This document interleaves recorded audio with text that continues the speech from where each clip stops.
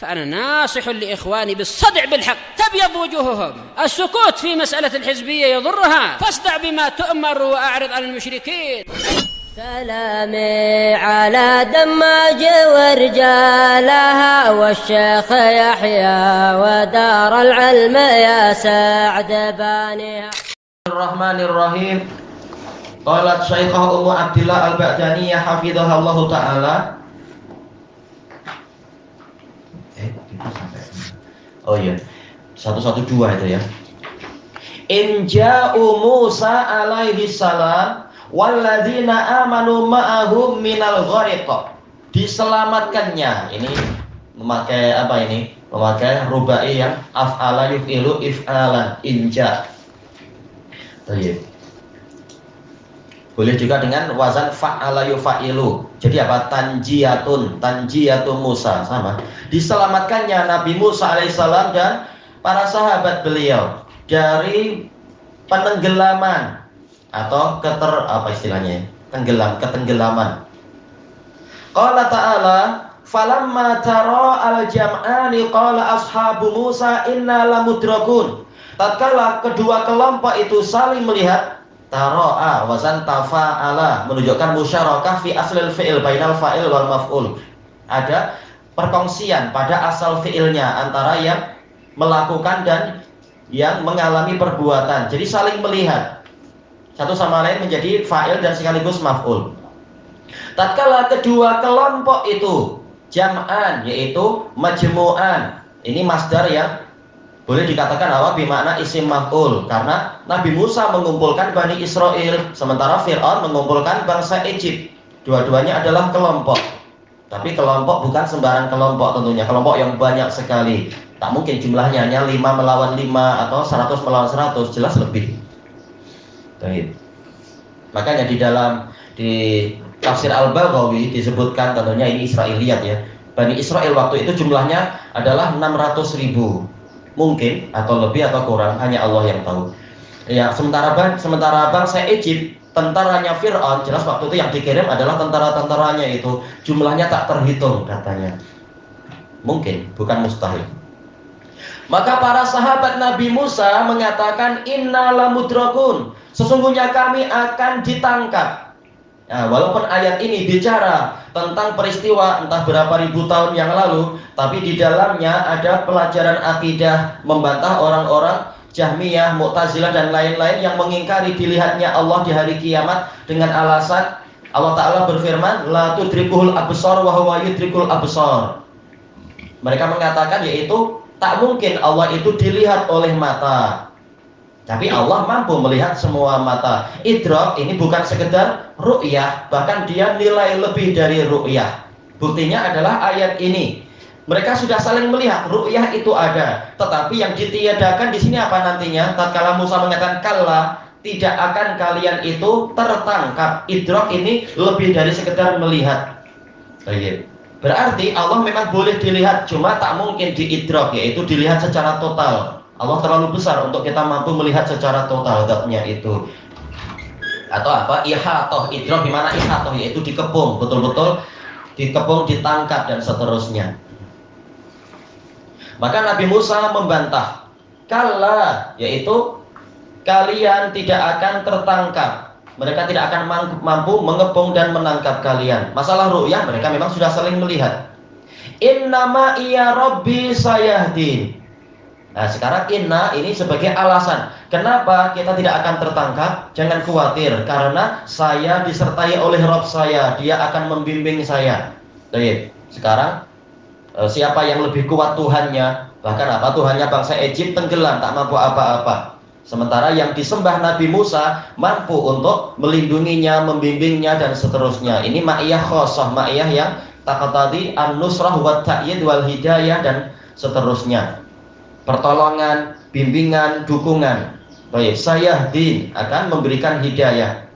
Fa'auhayna, langsung diberi fa ta'kid. Betul-betul Allah membuktikan harapan Nabi Musa. Makanya dalam situasi yang paling susah, yang paling sempit, jangan putus harapan. Begitu Nabi Musa menunjukkan beliau selalu optimis dan percaya dan berharap kepada Allah, didatangkan buktinya. Fa'auhayna ila Musa, lalu kami berikan wahyu kepada Nabi Musa. Annya antafsiriyah, gimana qol? Allah berfirman, idrib bi'asakal bahar, pukullah lautan tadi dengan tongkatmu itu. Fangfalak, maka dengan serta-merta laut itu terbelah. Fakana kullu firqin kattaudil azim, maka jadilah setiap belahan itu bagaikan dinding gunung yang besar. Gimana kita membayangkan itu ya, situasi itu. Di samping kita ada dinding lautan yang sebesar itu. Sebagaimana dalam ayat yang lain, yaitu apa? Lautannya itu jalannya itu kering, betul-betul kering.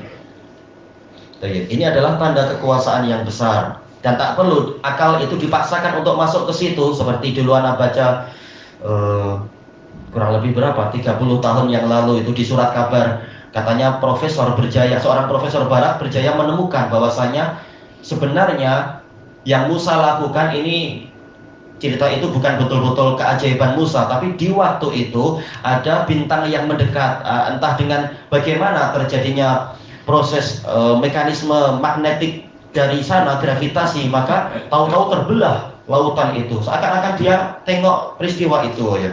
Dari ribuan tahun yang lalu, tahu dari mana pula Anda? Sok tahu. Ini hayalan mereka. Sampai sekarang tak ada bukti bahwasanya gravitasi bintang ini dan bintang itu menyebabkan lautan jadi terbelah. Justru yang diajarkan di sekolah apa? Gravitasi bulan menyebabkan pasang naik ke pasang surut laut. Tak ada kemudian jadi terbelah.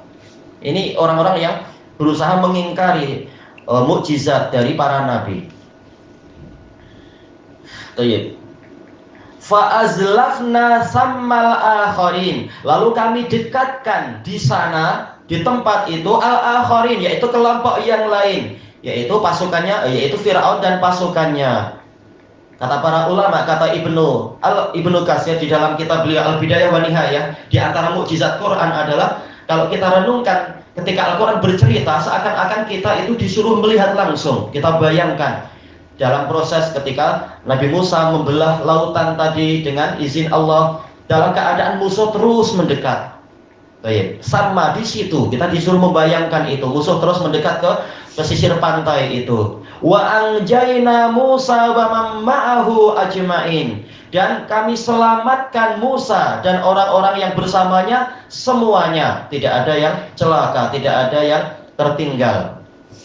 Summa aghraqnal akharin, kemudian kami tenggelamkan yang lain. Semuanya fa'ilnya dikembalikan kepada Allah Ta'ala dalam masalah tanda kekuasaan Allah ini, menunjukkan ini bukan dengan kekuatan dan kehebatan Nabi Musa atau kepandaian Bani Israel, tapi ini adalah pertolongan Allah semata. Nah, ini hukuman. Inna fi dzalika la ayah, sesungguhnya di dalam peristiwa itu benar-benar ada suatu ayat. Dia mufrad, tetapi mufrad nakirah ini lit ta'dzim wa tafkhim, ayat yang sangat besar sekali. Padahal dulu Fir'aun mengatakan apa? Wa hadhil anharu tajri min tahti afala tubsirun, dan sungai-sungai ini mengalir di bawah kakiku, yaitu saya menguasai mereka semua. Tahu-tahu apa? Tahu-tahu Fir'aun ditenggelamkan dalam air, tak mampu apa-apa. Semula bilang di bawah kaki dia, tahu-tahu sekarang dia yang ditelan dengan kaki-kakinya. Nah, kalau memang engkau yang menguasai air, kenapa engkau mencari Musa kemana-mana, bahkan menemukan Musa di air juga, tapi engkau tak mampu untuk membunuh anak itu? Tahu-tahu engkau yang merawat dia, tak tahu. Ini tanda kekuasaan Allah, menunjukkan Fir'aun bukan Tuhan sama sekali. Tapi bukan kemudian dikatakan bahwasanya Fir'aun berjasa pada Musa. Ini baru pembayaran sedikit. Dia telah melenyapkan nyawa entah berapa juta Bani Israel atau berapa ribu. Nah, dia cuma apa? Baru membayar satu, yaitu menjaga kehidupan satu jiwa. Maka tak layak dikatakan, oh Fir'aun banyak jasa pada Musa. Tidak demikian. Justru yang menyebabkan Nabi Musa hampir celaka adalah karena Fir'aun yang menetapkan undang-undang untuk apa? Membunuhi Bani Israel dan seterusnya. Salah dia sendiri. Dan kenapa dia celaka? Karena dia yang sejak awal tidak menghormati Bani Israel, padahal para nabi di kalangan Bani Israel. Wa ma kana aktsaruhum mu'minin. Akan tetapi kebanyakan mereka tidak mau beriman. Padahal ayat sudah jelas dan banyak sekali. Ternyata tidak juga mereka, yaitu Bani Israel, mau beriman. Ayat sampai lebih dari 9 sebenarnya, yang besar 9. Tak juga mereka kebanyakannya itu mau beriman. Wa inna rabbaka lahuwal azizur rahim. Dan sungguhnya Rabbmu itu, memang dia itulah yang maha perkasa. Seluruh ayat itu dari dia, maka sembahlah dia. Kemudian Ar-Rahim di sini isyarat untuk membuka pintu taubat. Masih ada kesempatan bertobat karena Allah maha penyayang. Baik.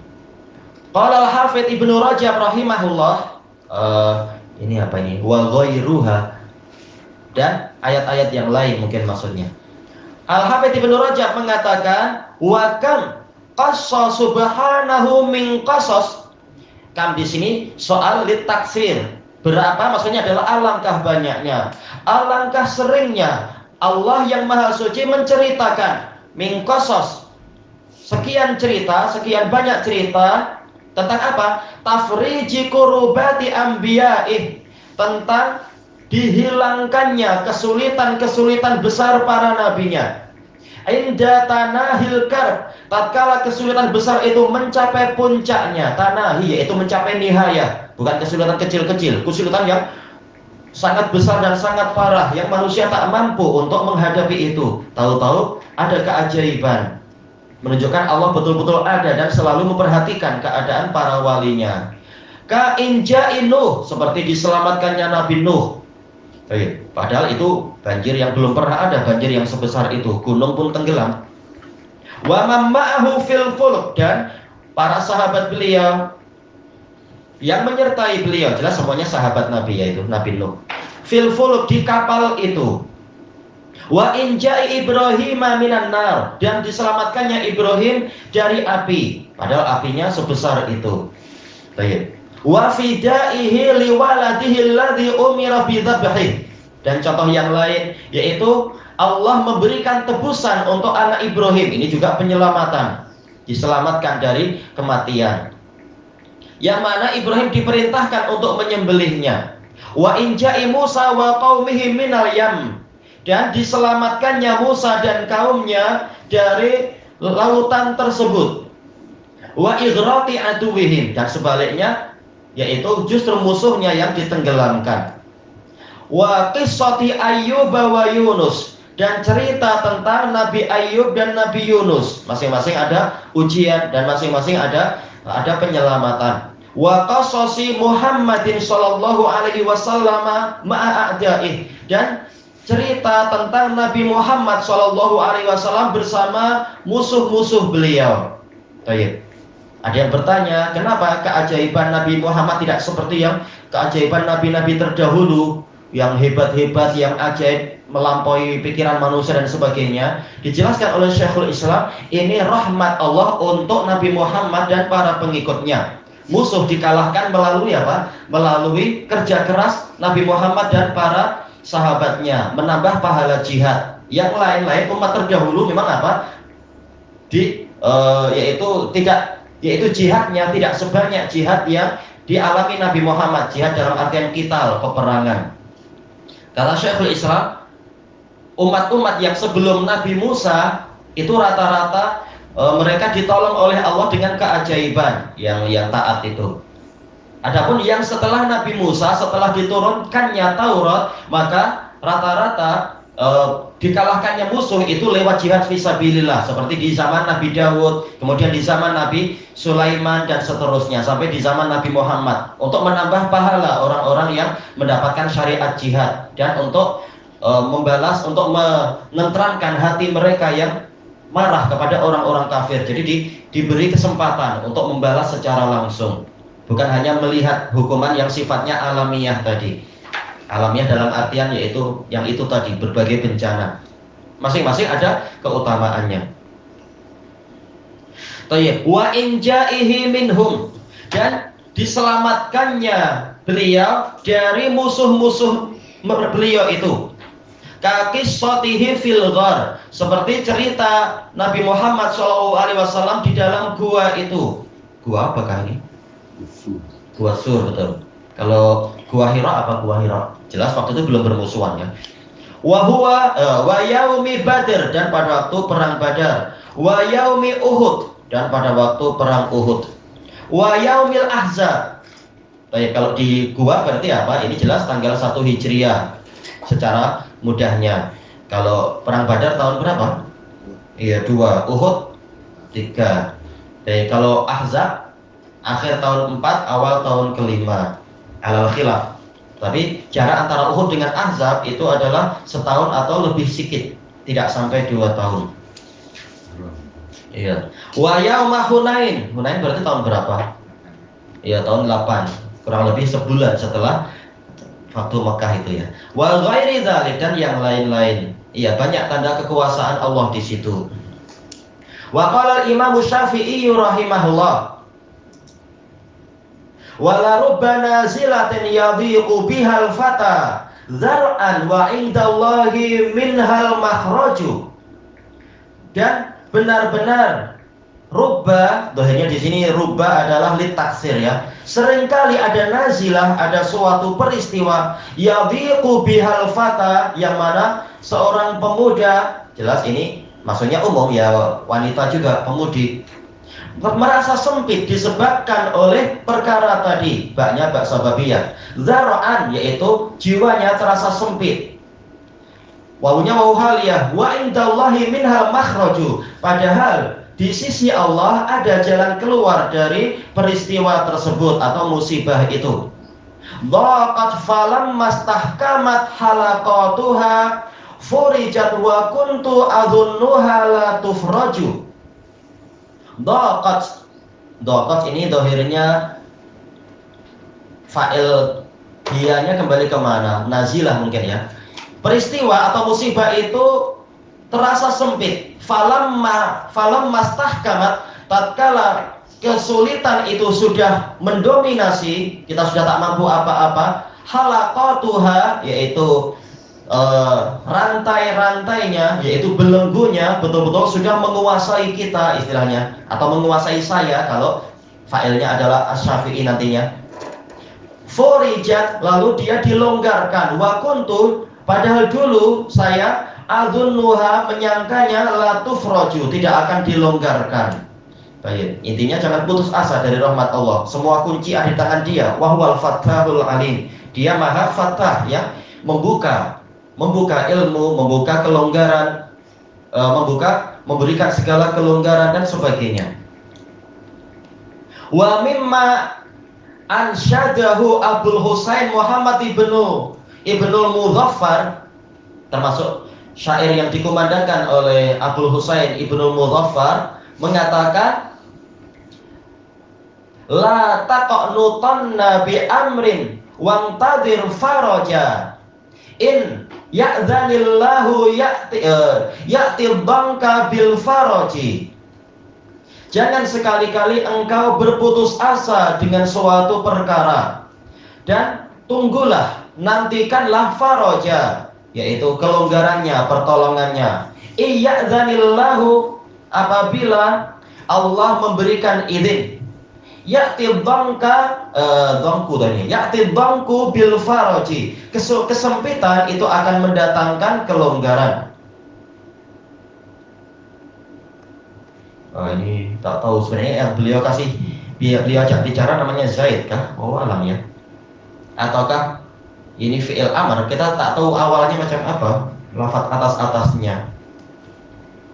Apakah ini ya Zaidi atau Zidi? Tapi kalau Zidi ini berarti fa'ilnya sejak tadi adalah mu'annas nantinya, yang mukhatab, yang diajak bicara.